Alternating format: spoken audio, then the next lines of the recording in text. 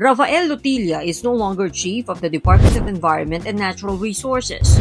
President Ferdinand Marcos Jr. has appointed Lutilla as the country's next ambassador to the Holy See after reportedly seeking a lighter assignment. Hindi po siya nag-resign. At hindi po siya pinag-resign.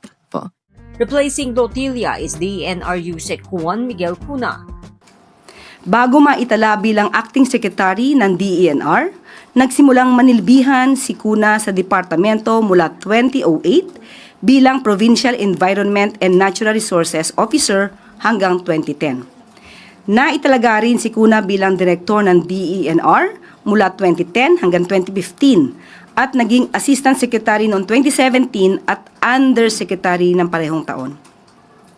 Naging law professor din si Acting Secretary Cuna sa Arellano Law Foundation at Director 4, Legal Officer ng Presidential Legislative Liaison Office ng Office of the President noong 1998 hanggang 2001.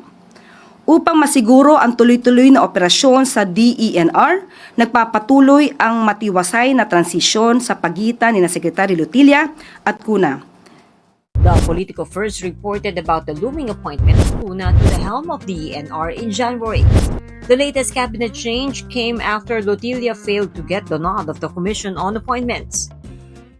According to what we have heard, ang sinabi po ay mas nais ngayon po ni Secretary Lutilla ng lighter assignment. So, yun lang po ang naibigay sa ating information.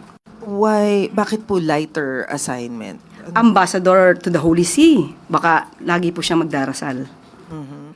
Before moving to the DENR, Lutilla served as Energy Secretary in the Marcos cabinet.